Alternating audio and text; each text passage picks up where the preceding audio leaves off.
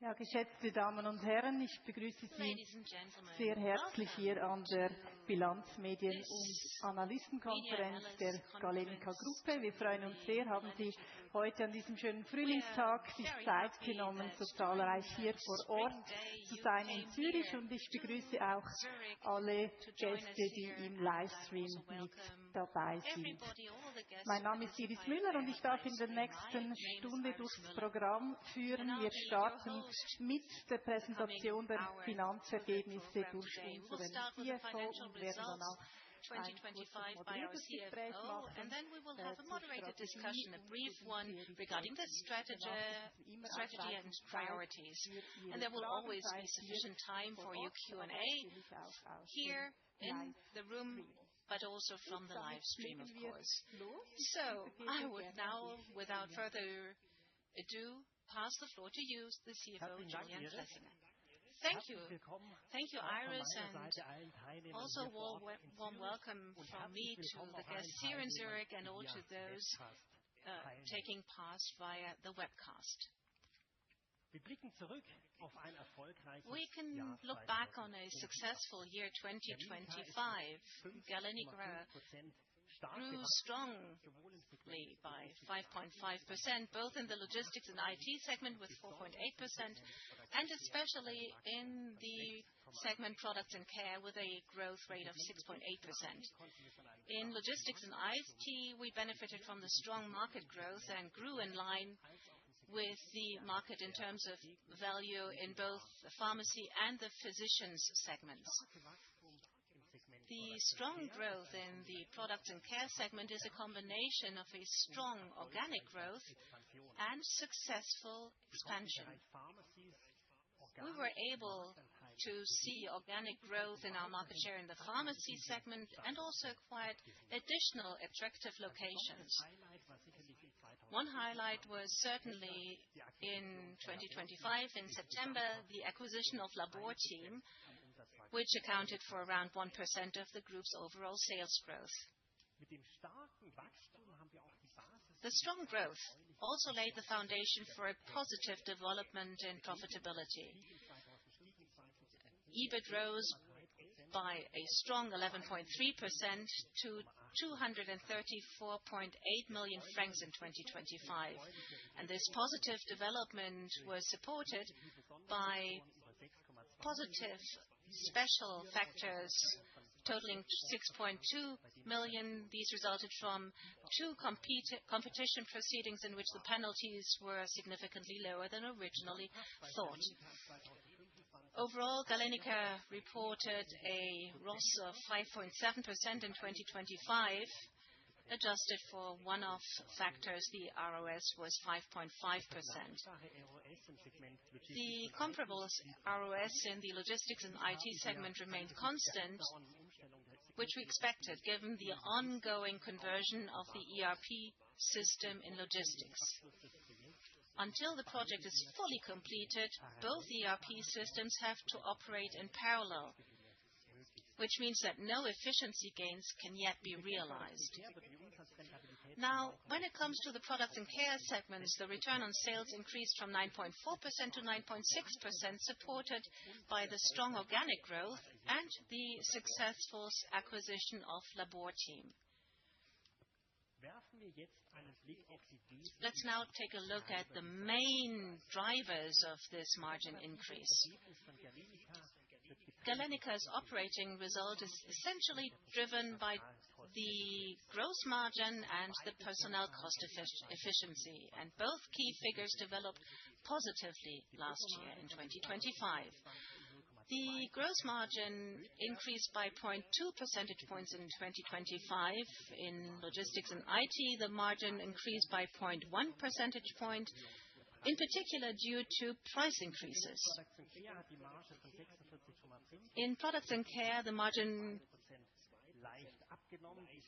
fell slightly from 46.5% to 46.2% due to the product mix, in particular due to the pharmacies. And due to the strong growth, however, the products and care segment also had a positive impact on the development of the gross margin at group level.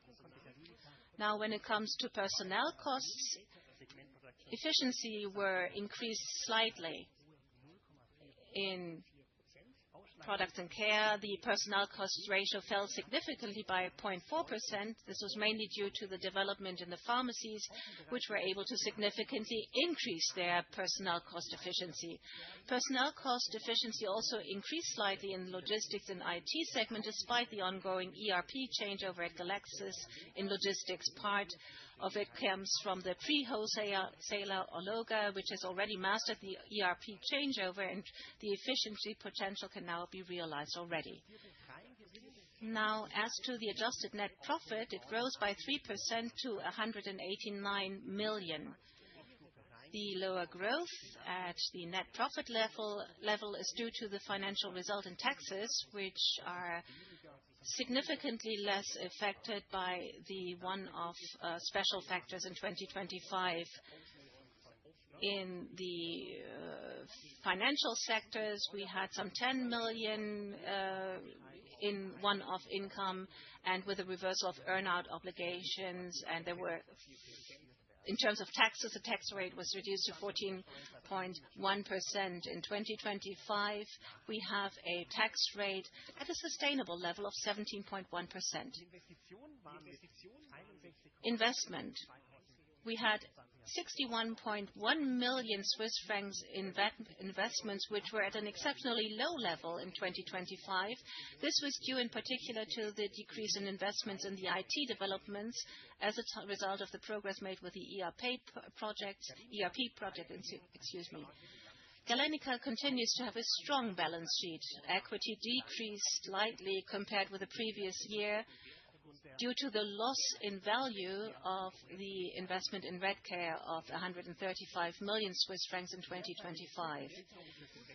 The current share price performance of the investment is also disappointing for us. We do see that the investment in Redcare can be considered a major important element of our strategic partnership with Redcare, and we are convinced that the value of the investment will recover. Now, when it comes to net debt, it increased by 251 million due to the acquisition of Labor Team in September 2025. The debt ratio as at 31 December 2025 was at a factor of 2.3, which is slightly above our target value of the factor 2. Now, it was very good to see the development of cash flow. The operating cash flow increased by 30 million to 245.7 million Swiss francs. This growth was driven by the good result, but also by a strict focus on the net working capital. In negotiations with suppliers, we were able to agree better payment terms in the long term, which eased the burden on net working capital accordingly. After investments, a free cash flow of 188 million remains, with which a good portion of the acquisitions could be financed even after payment of last year's dividend of 150 million.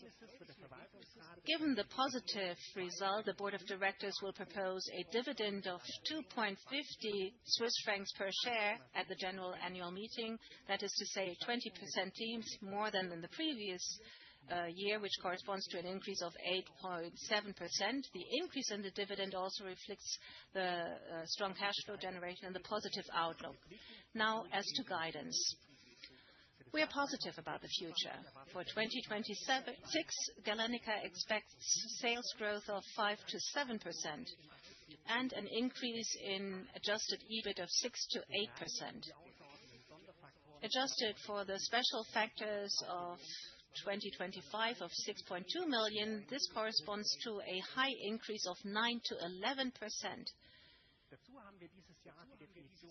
In addition, the adjusted EBIT is now more geared to the operating EBIT, and the costs of the planned closure of Bichsel's production division, which will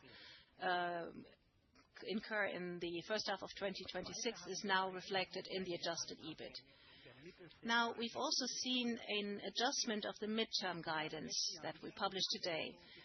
Last year, there were significant changes that were not reflected in the previous midterm guidance. For example, the expected closure of the pharmaceutical production at Bixel and the acquisition of Laborteam.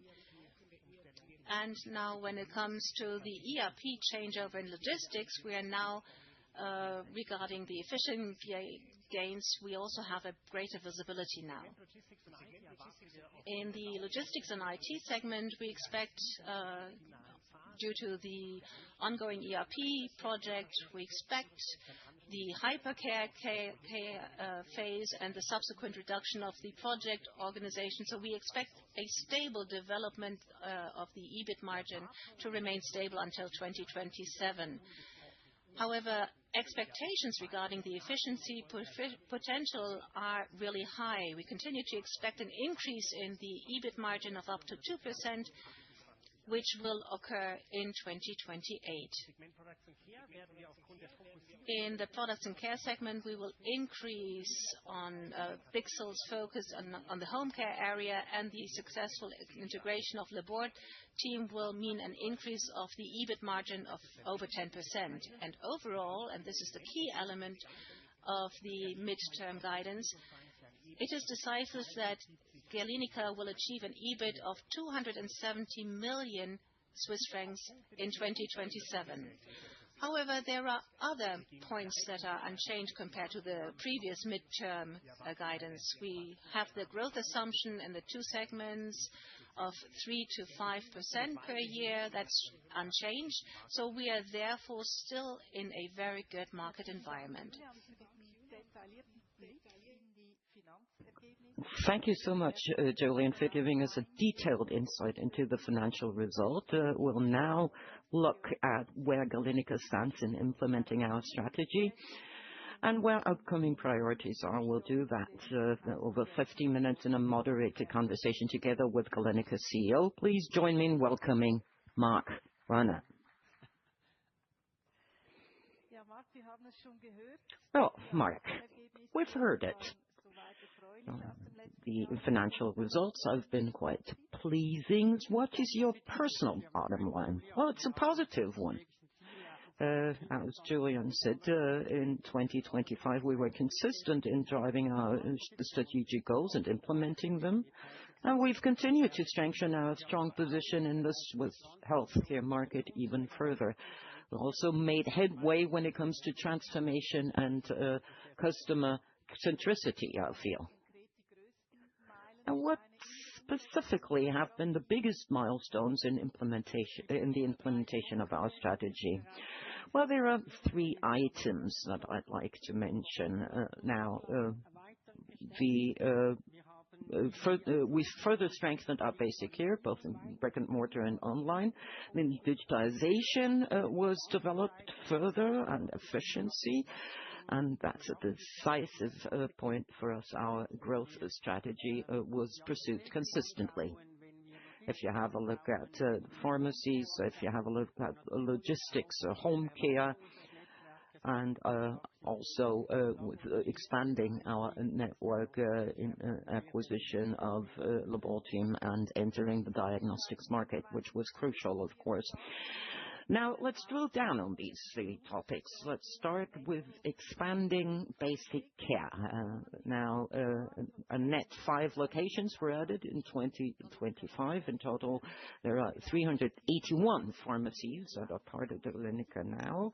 Now, health and consultancy services are growing. How important is that for further growth? Crucial, absolutely crucial. Now, Consultancy Plus, that's really an offer that has increased markedly. In total, we carried out 370,000 fee-based healthcare and consultancy services, amongst them 93,000 vaccinations. So the pharmacies are now the port of call for these services. And we have new cooperation partners that we've concluded cooperations with. Since the beginning of the year, KPT and Alsana, two important health insurance, have joined our network. So there's 10 healthcare insurance that we're working with, and they support us to position pharmacies as the first port of calls. Now that can be billed also by the health insurance. So Consultancy Plus, is that available in all pharmacies already? Not yet. But by the end of June, we'll offer Consultancy Plus in all our pharmacies in Amavita and Sunstore, and by the end of the year also in Coop Vitality. But we already have fee-based consultancy services as we speak. The Consultancy Plus will be rolled out to 100% by the end of the year. And the interesting thing is the goods basket. So services amount to about 80 francs. 1/3 is consultancy and 2/3 other products. So that means that every consultancy, of course, comes with selling a product to kick off the therapy that goes with it. That's an important point. Now, the second important point is that starting in 2027, vaccinations will be billed via health insurers, and that's, of course, an important boost for our pharmacies. Now, let's remain with pharmacies. They've done quite well. You've done quite well in the digital realm. What can we expect in the future? Now, the omni-channel strategy was and investments to that tune were launched in 2020, and we're now reaping the rewards. Several elements that go with that. For instance, take click and collect. So our customers will get their information online, but they might even buy it, but they pick up the product in the pharmacy. That's important for us. That's taken off nicely, and it's a wonderful holistic process for the sake of our customers. What I'm quite happy with it is our prescription manager that we launched in 2025. So the management of the prescription is really done well, and it meets with an enormous demand. So we've seen a significant growth rate because it makes the customer lives easier if they have more than one prescription, a permanent prescription that need to be filled and refilled. So that's customer retention that will be boosted, and customer satisfaction that will be boosted. And quite apart from that, if I have a look at the online market, we have the Amavita strategies that have been communicated that show that our omni-channel online network that will be continued further. So for the digital drugstore and OTC assortment. Now let's have a look at the regulatory environment. Maybe OTC liberalization has been a topic for years. What are the latest forecasts, and how is Galenica prepared? Well, we do not expect liberalization before 2030 or even 2031, specifically given the current political discussion in Switzerland that we're all aware of. So the discussion has not been launched to that bigger tune, but it's quite important to see what that entails. Now, OTC liberalization would affect all the OTC products that are not part of the specialties list of the federal government, which amounts to about 13% of our Galenica pharmacy sale. But there are two things that we need to take into account, and namely, it's a topic that keeps on recurring. And now in countries that have undergone liberalization, Germany and Sweden, so they are far ahead of us. If that liberalization comes, that takes a bit of time. So customers do things online, so the market shift, it will be quite slow from brick and mortar to online channels. Now, why did we start that online strategy 5 years ago? That was with a nod to that, and that's my second aspect. We leading our customers to the digital trends. That's why we have been advocating said liberalization, because we're convinced that we are prepared. Auf die Margen, Julian. Was setzt Galenica für Maßnahmen um die Profitabilität langfristig zu sichern? Price pressure is already high, and it's right. Yes, you're right. The decline in gross margin in pharmacies is a logical factor. The main element comes from the pharmacies, really. It's really about the decline in the gross margin, which is a logical consequence of the shift in the product mix towards a higher proportion of prescription medicines, including GLP-1 weight loss products, for example, and they will water down margins. However, this is not necessarily just the negative development. It's also positive. In the pharmacies, it makes it quite clear they are less dependent on seasonal fluctuations. Ultimately, what we also have to see is, and that's the point, we have to take a look at the absolute margin with a positive margin. And in 2025, we saw that despite a gross margin, we had a gross margin increase despite certain levels that were not as good. Galenica, Julian, you mentioned, is constantly working to improve cost efficiency. Is there a potential for further efficiency gains, Julian? Yes, of course. There's always potential for efficiency improvements in all business sectors. We're in a scaling business, in logistics, pharmacies, products, and diagnostics business. With turning increases in turnover, and that's what we assume, it also means that there's potential for further efficiency gains. There's innovation, new technologies. Also, by using artificial intelligence, that's where the potential for efficiency gains comes from. The main efficiency potential certainly lies in wholesale and logistics. And after the successful ERP system project, we expect there to be the potential for growth. Well, let's take a look at that keyword, Mark. We had a milestone with the SAP change in Ecublon. What about the project? What are the next steps? Well, like all major SAP conversions, it's always a big project and it's a lot of work. We are very proud that we were able to close that project and finalize it, and that we have a wonderful automation degree of more than 70% at Lausanne Ecublon at that site. What we had to learn is that this is not IT projects, it's business projects that we're talking about, change projects really, where the staff have to be taken along because a lot of staff have to contribute. It's about the work processes that very often are focused on paperwork, and now they go in the direction of automation, paperless office, and we really had to take along our staff. It's really a transformation journey. Say we will do that also in Niederbipp site when we switch to SAP. And we took the lessons learned from the past, and we can build upon our knowledge from the flagship site in Niederbipp, and also certainly make headway there.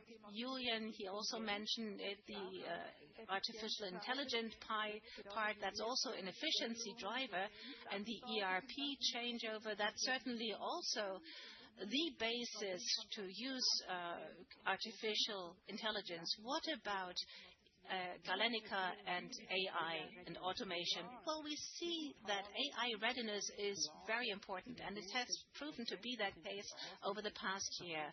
We need strong processes that serves as the basis so that afterwards we can even optimize further AI processes, make it more efficient, be it in article, in the warehouse, in capacity planning, wherever. The basis is good digital processes. And we see that also in other areas, in marketing, in the pharmacies, where these processes are digitized to a very strong degree, and depending on that, the processes can even be made more efficient via AI and the drivers that we use. I think we're in a good position. We have a good team available, but again, we must make sure that AI is not just a keyword, but we want to be conscious. Where does it make sense to invest? Where can efficiency be gained? Not just because there's AI on the label, we say we want to do it. Then further digitization, it also means further investment. Julian, you mentioned cash flow 2025 in a high level. That also came about because we invested less than earlier. And this low investment volume, is it a sustainable one? Well, yes, the investment volume in 2012 with those 61 million was at a low level. Certainly, the investment volume will be higher in the next 2 years. That also depends upon the headquarters in Bern, the head office renovation. There's a core building, and we will remodel it, and there's something coming up in the coming 2 years. So we have an investment volume in mind of 80 to 90 million Swiss francs, which we already communicated following the acquisition of Labor Team. Let's continue with the expansion of the network. As you said at the beginning, Mark, diagnostics business was a major milestone. What about Labor Team and Galenica? Will they create an added value together? Well, what is important, and when we did the acquisition, we felt very clearly when we are on site, it fits in strategically and culturally. They really fit into our network. We feel that when we work together, the collaboration is great, and we also see it on the customer side. In the first phase, we have to focus on the medical doctors, and Labor Team makes sure that we have a broader range of options. We have a better, more intelligent networking going on. So the second stage, and that's really consciously the second phase, is the innovation in our pharmacies. But first of all, we want to focus on the medical doctor side. And in addition to this expansion, there's also a focusing on the network. 3 weeks ago, we communicated that Galenica intends to close production at Bixel. Mark, can you explain the reasons for this? Well, we acquired Bixel in 2019, primarily to really focus on the home care sector. And the home care sector has really seen a very positive development and good growth.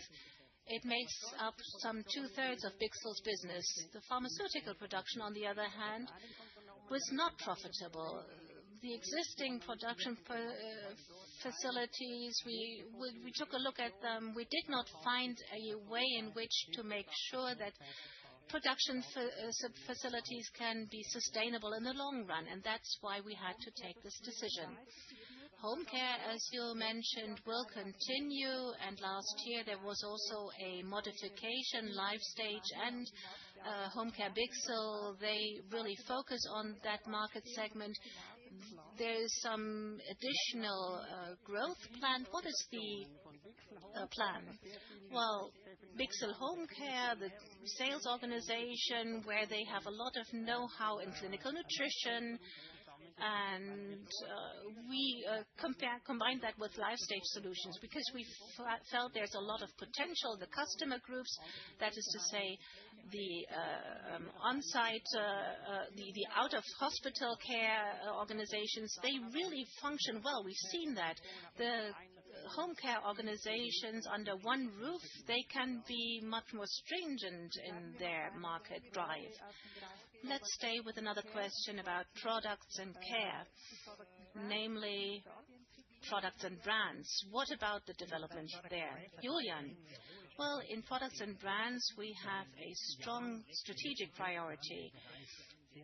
In the past 6 years, we've seen strong growth in this area, and in this period, sales were doubling in the area. Growth is currently we've seen a artificially slowed down procedure due to the regulatory change in the EU and the high level of bridging stock, but we also see that we have an attractive and high margin profile there. So there's a lot of potential. So this concludes the content part. Last question, Julian. 2025 was a very successful year from a financial point of view. What about the horizon for 2026? As I've said, we are positive when it comes to our outlook for 2026. We are in an attractive market environment. We focus on the strategic goals. They focus on sustainable, profitable growth. And that is also reflected in our guidance. And a last question to you, Mark, the outlook. What is the focus 2026, and what about the strategic milestones? Our focus, our strategy is clear and unchanged. We have a clear strategy.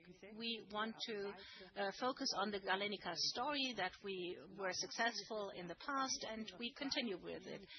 Labor team is a good example. It shows how flexible the strategy is, how we can develop the network within the strategy. We want to strengthen our market position in all the areas. We want to be the clear number one or number two in the laboratory part, maybe not quite yet, but clearly we do not want to keep number 4. We want to make sure that we are among the top 3 players, and we want a bronze medal, really. So we want to create value added for our partners. It starts with our staff. We want to create wonderful job environments, so because we can attain or retain good staff, that also guarantees market success. We want to make sure that the partnerships, the customers gain value, and we want to make sure that Galenica creates growth for the society, for our country. We have a wonderful country, and in the end of the day, we also want to create shareholder value. That's our drive. That's what we stand for. Thank you. Thank you, Mark. Thank you, Julian, for this talk. So now we come to the questions in the room. So if you could wait. So please make sure that you wait for the microphone to come your way, so that everybody may hear you. And for everybody on the call, if you want to ask a question, you can either do that in the chat, or press request to speak, and then you'll be forwarded to the Zoom call and can ask your question. So let's get started with the questions here in the room. Thank you. I'm with the Zurich Cantonal, but 2 questions that I have for you. First, on personnel cost efficiency. You mentioned that was increased massively above all in pharmacies. I think that is quite impressive, that first the figures went up and then the cost efficiency. So how much of a leeway do you still have? And maybe you have some example. What is possible for 2026?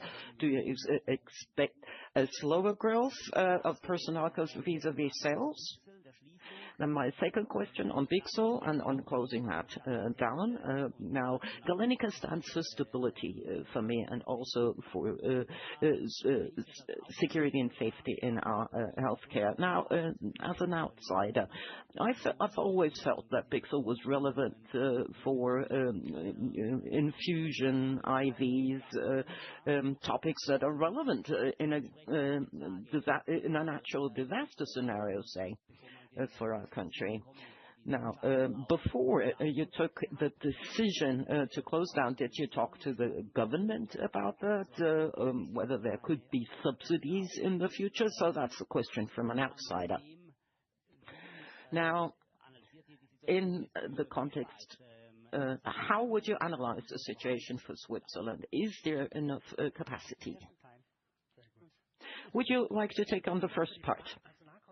Well, thank you for your question. Personnel costs efficiency in pharmacies is a huge topic. You have to see it in a holistic way. On the one hand, we have sales growth that is driven by more expensive prescription drugs that, of course, require less consultancy, and that's where part of the personnel cost efficiency comes from. And quite apart from that, one of our top focal points is that we remain fit and efficient when it comes to personnel costs. And that will remain a focal point for the coming year too.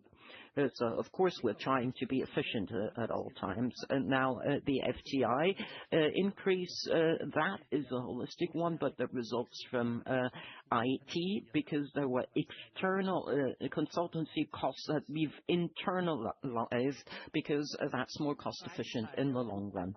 Now, on your second part, thank you so much for that question. Now,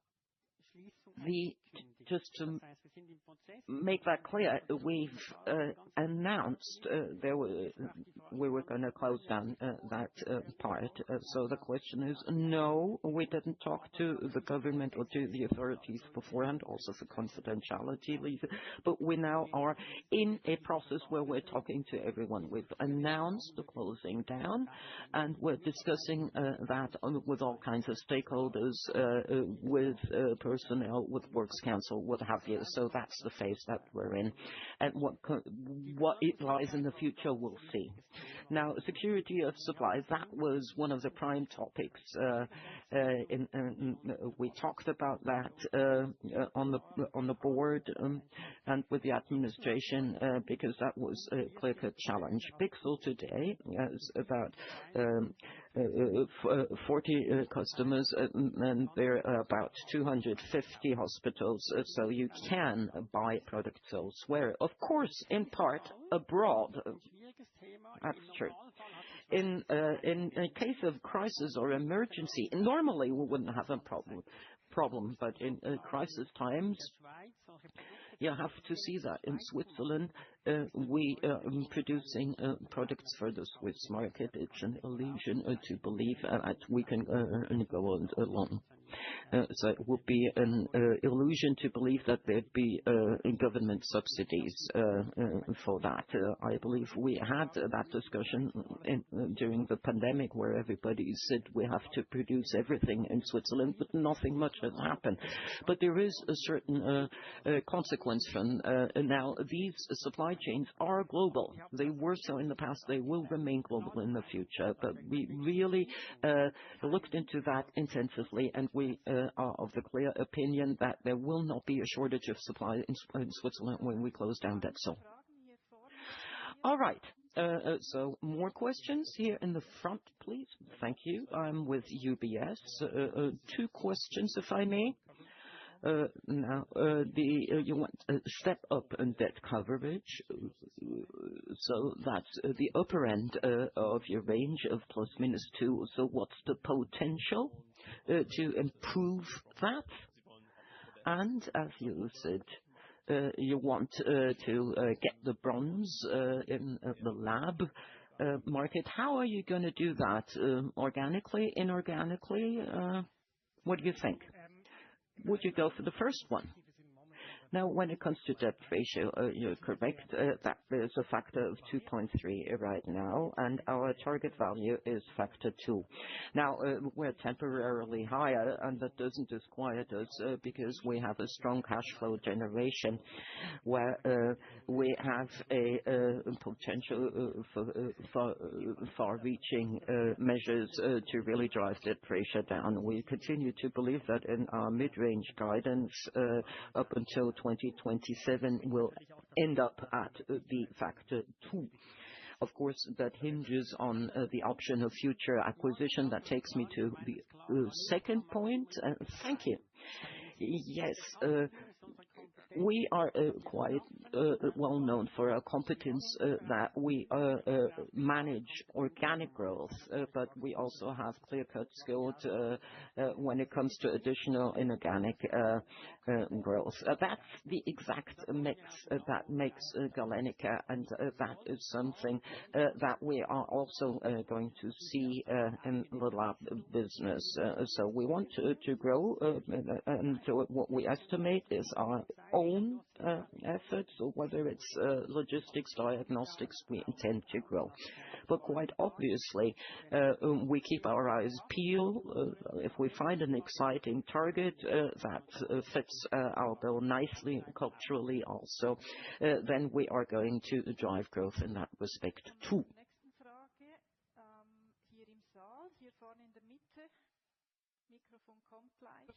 We come to the next question here in the room. The microphone is coming. Kurzriset. Very briefly, a question. The associated investment of 2.4 investment, what about it in concrete terms? Can you comment on that? And then the amortization in Labor Team, what about 2026? What do you expect there?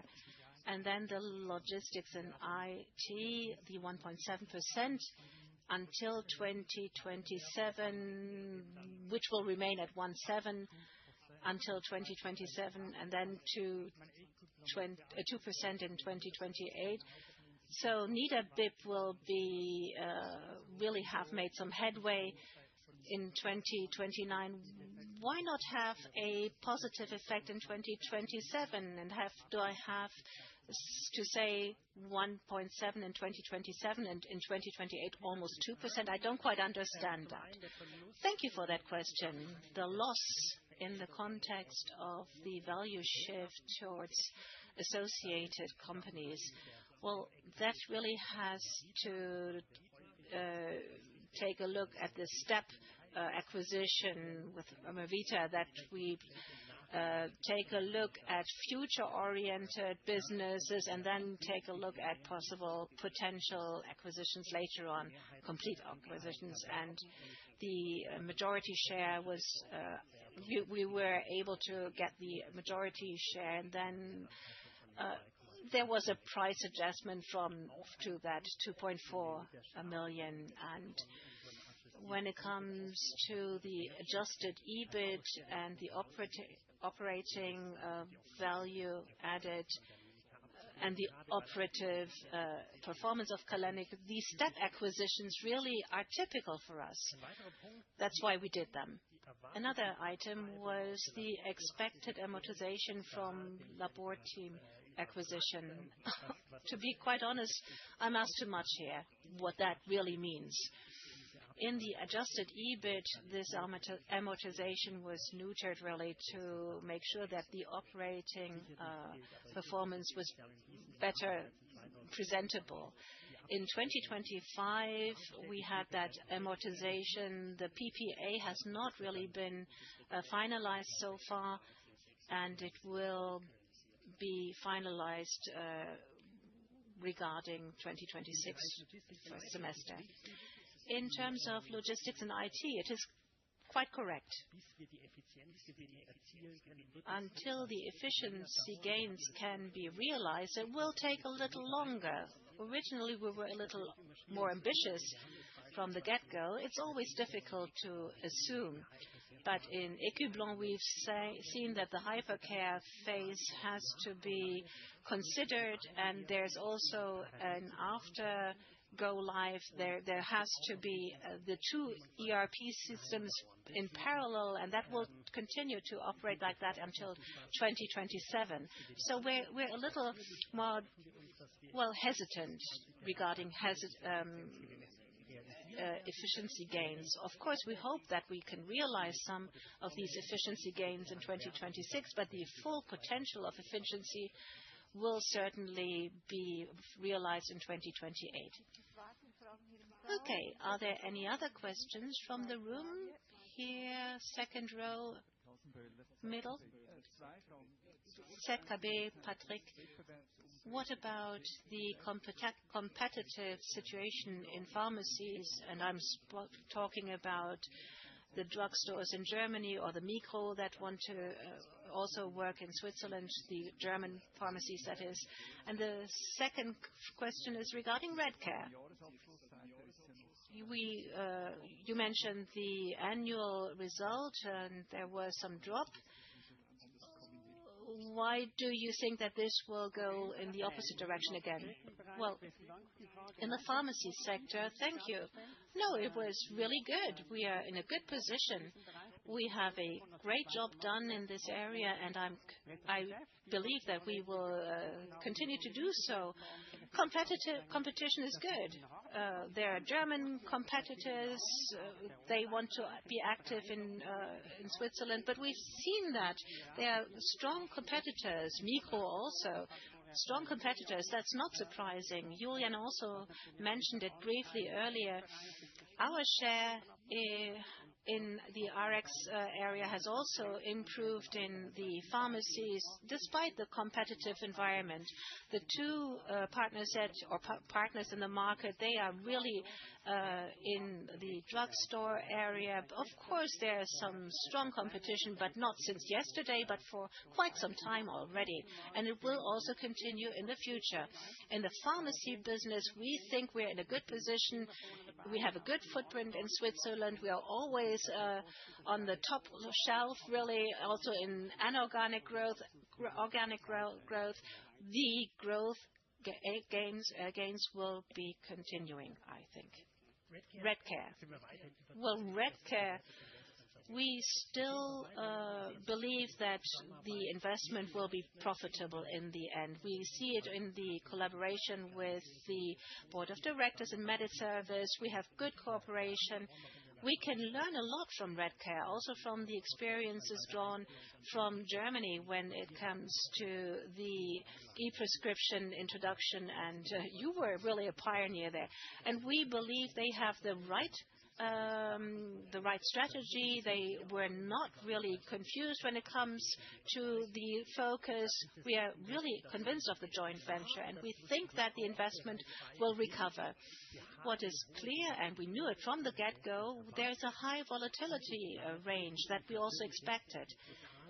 Now, we are hit hard by the development, certainly, but we see that this will also develop in a different direction. Well, we can say very clearly in all the countries where you are active, you are clearly the number one. They go into markets, and within a short period of time, they are the number one in the pharmacy sector. So we are really deeply convinced.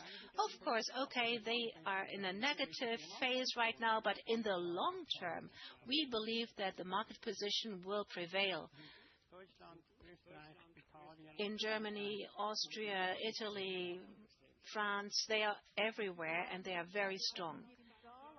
Well, let's remain in the room, but for those in the live stream, you can already announce the questions and maybe precision. First, you click on the live call button under the live image, and then you click on request to speak. There's a button, an extra button, and then you can join.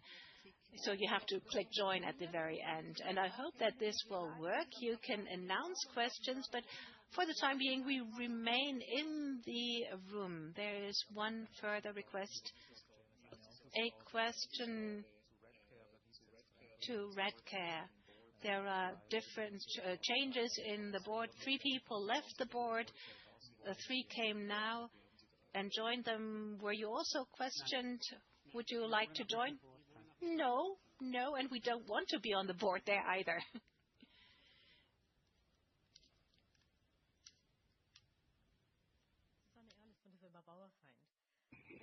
I'm with Bauerfeind, Galenica. When it comes to product and brands, you're opting for attractive margins. In how far parallel imports versus security of supply are decisive for you? Now, when it comes to products and care, you mean products and brands? Well, We have our own products there, and in our sourcing strategy, of course, we have manufacturers from the EU in order to have a well-balanced mix. So that's a benign production environment for us. It doesn't have to do with our parallel imports. It's our own products that are being manufactured there. Or am I misunderstanding your question? Would you please wait for the microphone so that everybody may hear you? Now, I mean the brands that you buy from company. Do you intend to parallelly import them to have a nicer margin and not use a Swiss manufacturer? And that opposed to security of supply that, of course, Swiss companies will be able to provide. Well, I would say we have a reasonable mix when it comes to negotiations. Quite obviously, we have strong Swiss partners that we've worked with for years and years, and we have mutual respect and cooperation. But of course, there is a limit to everything, and we're discussing what is there in the offer of our partners. And once in a while, we also have direct imports. But still, we want to keep our partners in Switzerland and have good business with them. But again, it's at the end of the day, it's about a good deal. And there was a question in the front. AVT, if I'm not mistaken. Well, that's a political question, really, because we keep on having that discussion about the increase in health care costs. Will that slow down your growth in the long run, or is the pharmacy a means to an end and could help drive down costs? Well, the cost pressure will remain with us. The discussion will remain with us. It's been like that forever, and it will remain. It's 11% of the GDP today is in health care. So whether that's a lot or whether that's a little, well, that's the discussion for society, really. How much are you willing to invest in healthcare?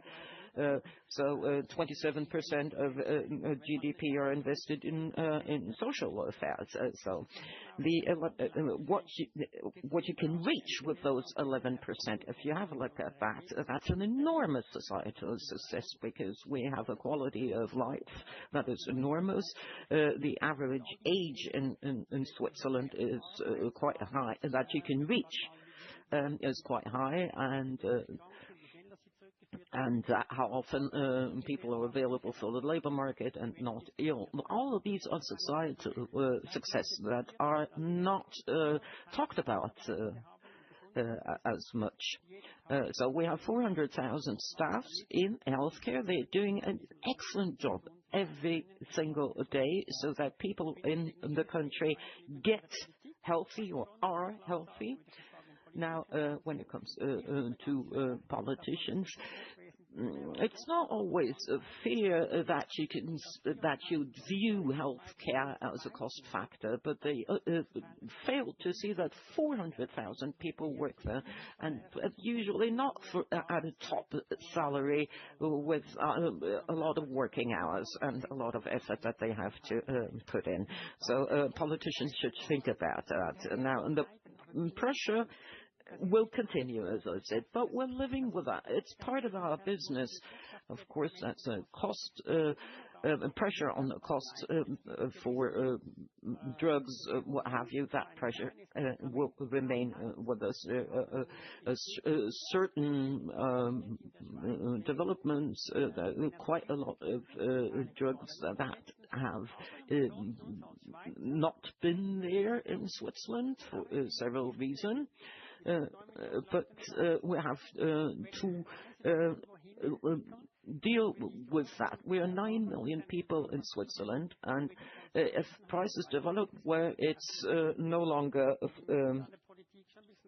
profitable for large-scale corporations, we'll have to see the effects of that. We have Swiss Medic, we have 3 languages. It's a small market. For big pharma will have to remain attractive so that they bring the products to Switzerland, or else the patients in Switzerland will pay the price, and that shouldn't happen. So we should have a balance between price pressure, but also security of supply and the quality of life for the people of Switzerland.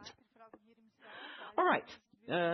Are there any more questions in the room, or else we'll switch over to the web stream? Let me repeat.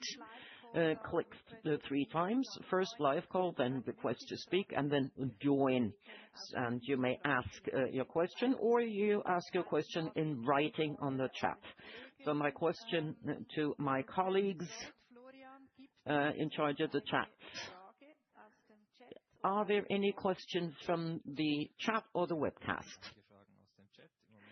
We have quite a few questions from the chat, but none in the call. But let's wait for 1 minute, maybe.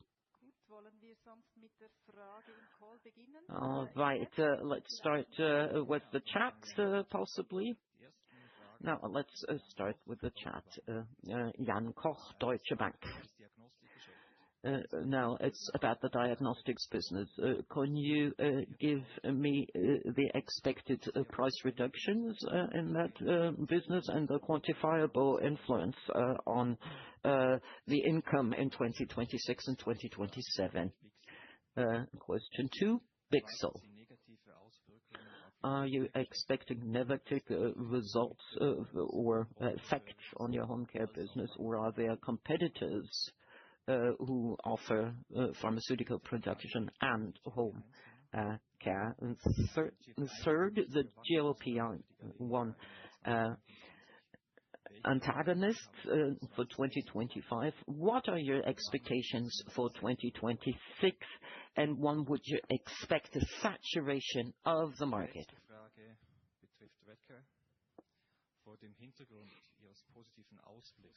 Well, Redcare, regarding the positive outlook on Redcare pharmacies, are you open to increase your shares that you have currently? Thank you for the questions. Now, as to the diagnostics business, price reductions expected, as you mentioned, in 2026, we have that revision taken, and the impact for Galenica will be a neutral one. That is also reflected in our guidance. Now, as to the future, the revision of the analysis is a project of the Federal Office of Public Health. We do not know about the result of the revision. We do not expect any changes for 2026, 2027. So this is also reflected in our guidance.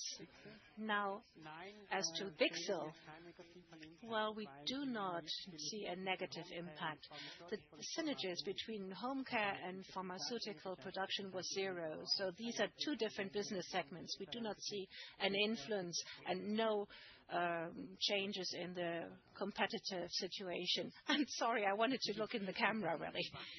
Well, PAT1, here, the growth drivers, we assume for 2026, GLP-1 will be growth factors, drivers.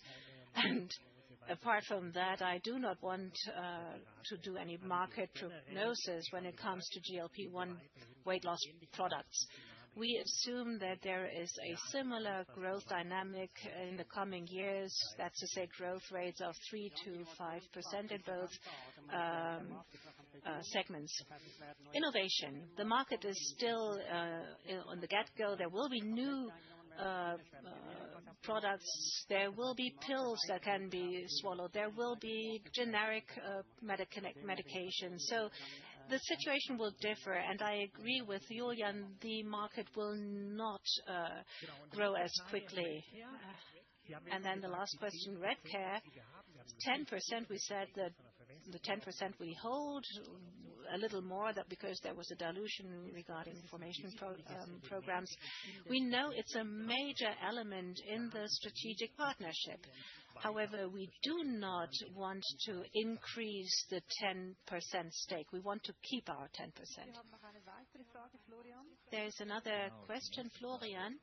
Yes, the next one is from UBS, Sebastian Vogel. There are 3 questions. The first one, the net working capital, and then the question whether the ambition for 2026 is a headwind or a tailwind. Another question refers to Bixel and EBIT guidance 2026. The question is, why do you not include Bixel? Last year, the 6 million tailwind were included.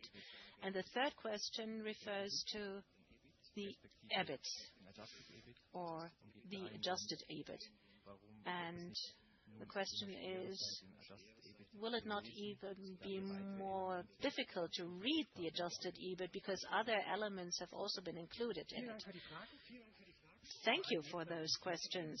First, net working capital. We believe that last year, over the last years, and we think that this is a very positive development, we had negotiations with the suppliers on the suppliers' side and agree on better payment terms. Of course, we try to continue to negotiate well, but we think that this is a sustainable level that we've reached so far. To that degree, the net working capital will really be seen as a sustainable one going forward. When it comes to Bixel and the adjusted EBIT, that's a good point. And that was the core issue when we thought about the adjusted EBIT and when we revised the definitions. We want to have an adjusted EBIT that is testament to the operative performance of Galenica. And in the past, there were 2 elements that were a little a distortion from accountability point of view. And now the performance, the readability were a little reduced. As I've said, the changes of the values regarding the equity participation, that does not really reflect the real situation. And then the amortization of Laborteam, which was a virtual one. It doesn't have anything to do with real value performance. And the third aspect refers to Bixel and the effects from the intention of the production site closure. In 2023, we had the situation with the MediService. That is to say, if you give up on business areas, that they were listed separately. We did not have that in Bixel because it's not as important. We do not have that in the annual report as a separate issue or item. So we just want to have an increased readability regarding the operating losses, and we just excluded them then. And the 6 million tailwind in 2025, you've mentioned them, from the competitive proceedings, and it's really clear, and we were very transparent here. One item. These expenses had been considered in the operating EBIT and listed separately, but we will not start to go into every one-off item one by one and separately mention them. We have a clear separation, the adjusted EBIT with the 5 elements that are adjusted accordingly. There will be one-offs apart from that, but we will separately mention them, and they are included in the adjusted EBIT. Still, we think it's important to have a clear, strong definition of the adjusted EBIT. Thank you. Are there any questions? Maybe an oral question? Well, Sebastian Vogel has a follow-up question. In terms of the year 2026 and the demands and how the year has started in sort of demand. I'm not sure I understood you acoustically, the demand. Well, in 2026 we had a lower flu season than on the previous year. So if you have a look at the graphs, you will see that quite clearly. And of course, we sense that too in terms of the frequency of flu and colds. and essentially the sales of the products that are related to it. Now, as I said before, when it comes to sales and income, we're not that dependent on seasonal fluctuation, but as I said, the flu wave or the flu season was lower than on the previous year. Any more questions? Next three questions from Dimitri Osokin. Question number one, the diagnostics business, the net sales of 40.7 million, is that in line with the total sales, or is it September to December 2025 only? Then the AI strategy. When and where will AI be implemented specifically, and the Perfora or product and some brands? How did Perfora do as opposed to the market? Now, what are the elements of that growth? I didn't get the second question. Are you talking about AI? The artificial intelligence, is that what you're talking about? So when and where will you specifically implement AI in the Galenica Group? Now, first is diagnostics and net sales. Yeah, the 40.7 million are in line with the sales of Laborteam since being acquired. That's September through end of December. So it's just pro rata sales. And I've mentioned it before, and now in logistics, in the warehouse forecasting, capacity planning, that's where we have AI pilots, and marketing, of course. So all the logical branches where you use AI, talking to customers, and there are smaller projects, as I said before. So this is a learning curve.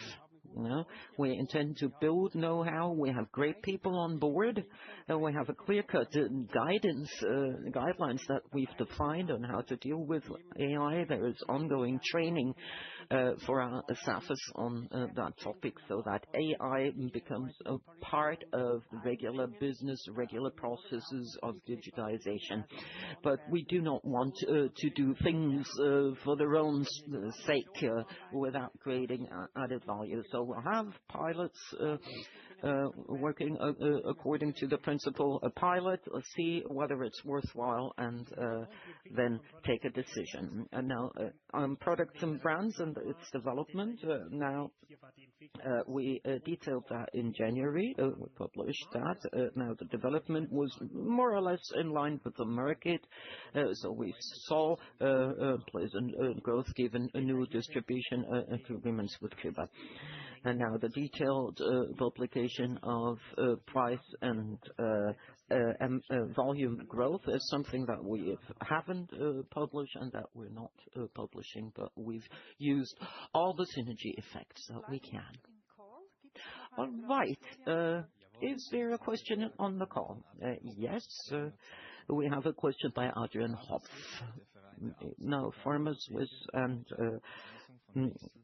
and has said that closing down Pixel is a security policy risk. How would Galenica respond? And second, would Galenica offer to stakeholders to take over the production sites of Pixel? Would they offer that to the stakeholders? Now, I've answered the first question, but I'm happy to repeat that. No, we don't see that as an issue for security of supply or a security policy topic, because we've carried out the conversation, so there are other opinions on that. And as I said, this is a consultation process, a standard process. So you announce what you are going to do, and then there is the phase where negotiations are ongoing. Negotiations with other partners could be part of that, and that's the phase that we're in right now. and that will be completed in the coming days, but I cannot give you any idea about the outcome of that. All right. Thank you for those questions on Fiscal. Are there any other questions? Right now, there are no other questions on the call, so I'd open up the mics in the room if there are any further questions, but that does not seem to be the case. So then let's conclude the Q&A, and thanks a lot for your questions, your interesting question. And Julian, you have the floor for concluding remarks. Thank you very much for coming here. Thank you very much on the webcast, and thank you for your questions. We'd now like to say goodbye. Now, the participants here in Zurich we would invite you to have lunch with us. Thank you.